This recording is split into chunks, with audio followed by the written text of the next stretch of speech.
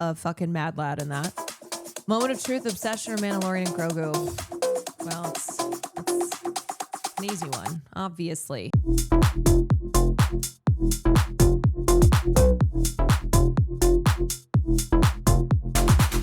So here's what happened with obsession.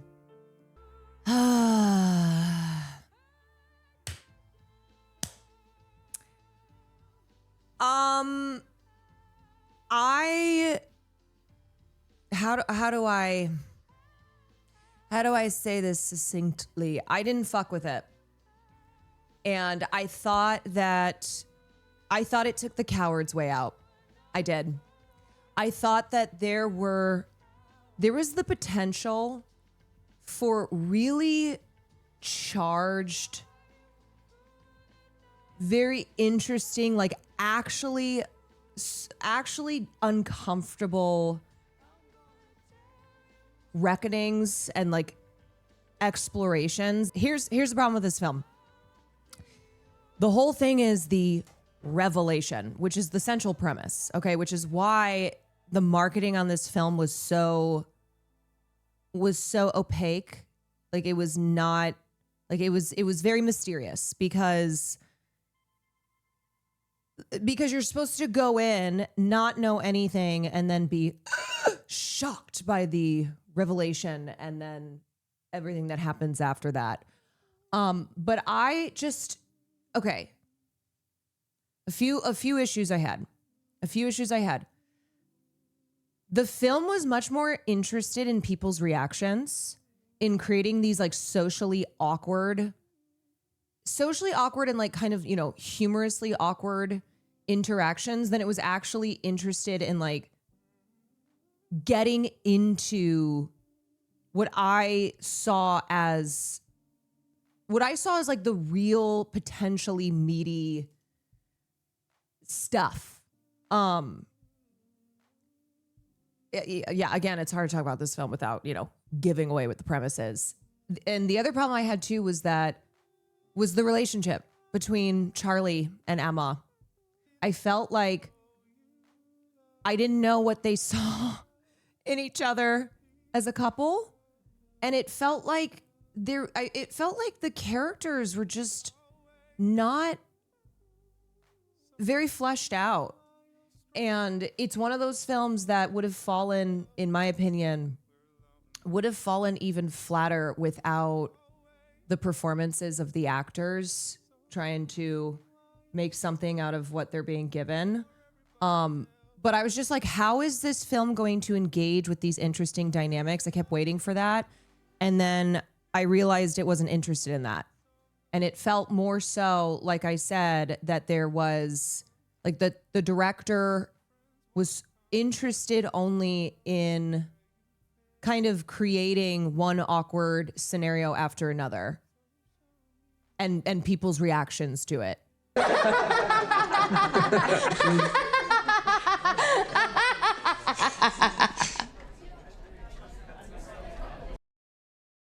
And again, to really discuss the issues with this film is to give away what the secret is, what the central premise is, which you're supposed to not know.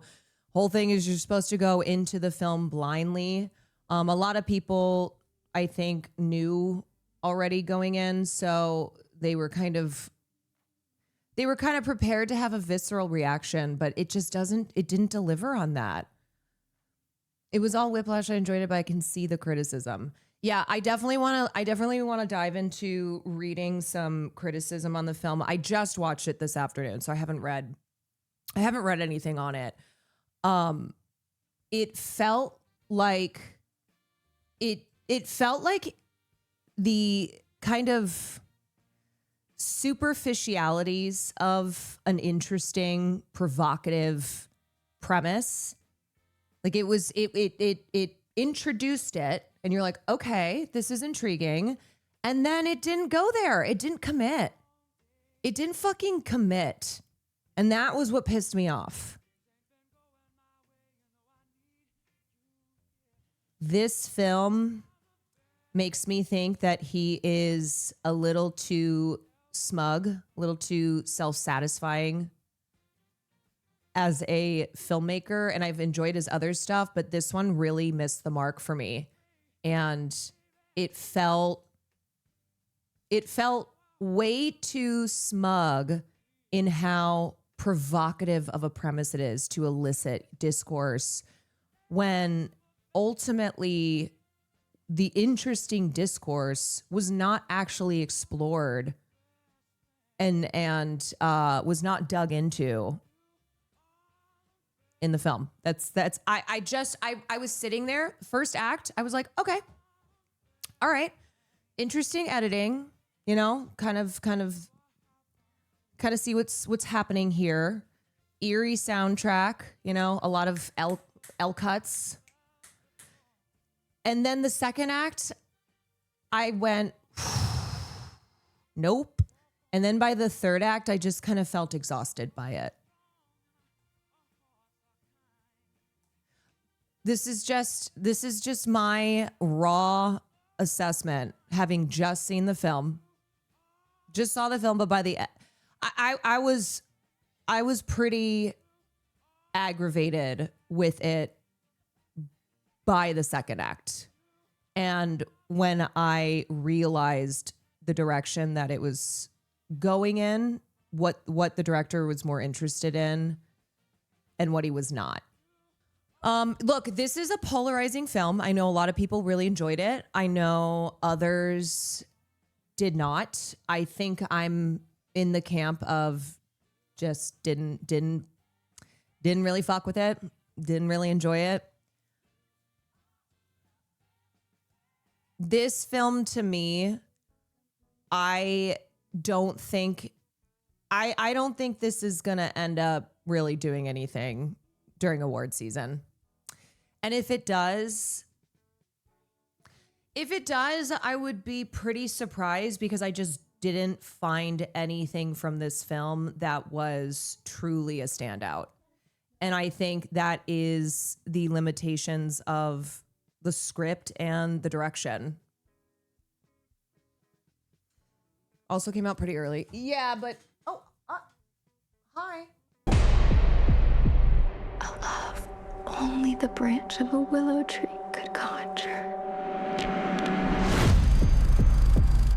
It's weird how you two are dating all of a sudden.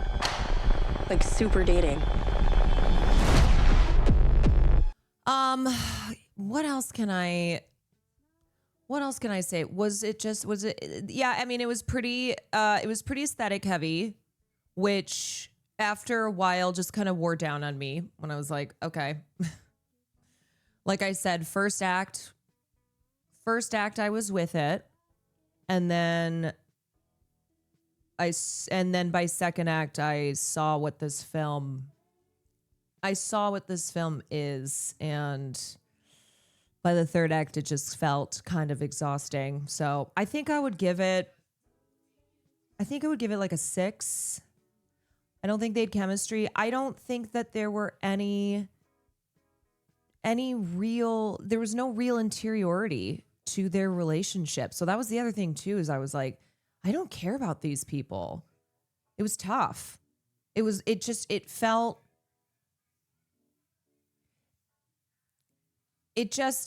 felt too shallow and also too broad. And so by the time we got to the end, I was pretty checked out, as much as I was trying to stay in it. And it didn't totally feel earned to me. I think he, to me, gave off the sense that he is making it clear this is a provocative film, and I didn't actually find it as provocative as it could have been.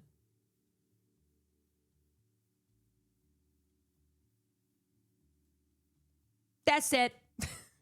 That's my hot take. You know, I don't love everything, which is okay. You know, not everybody's going to love everything. And usually I will try and be as fair as possible and explain why something didn't work for me. And so this film just this film did not work for me, and I did find myself frustrated watching it. I feel that when it feels like it rests on its laurels of having a good message and doesn't go far enough. Yeah, I just really, I would have really loved to see actual commitment to what is presented as a provocative, intriguing central premise. I'm surprised you didn't like it, Mother, but I always respect your takes. I really wanted to like this. I avoided most of the discourse on it so I could go in as blind as possible because I had heard that that was the best way to approach it. And I wanted to like this one, but I did not. I love you. I love you. I love you. I love you.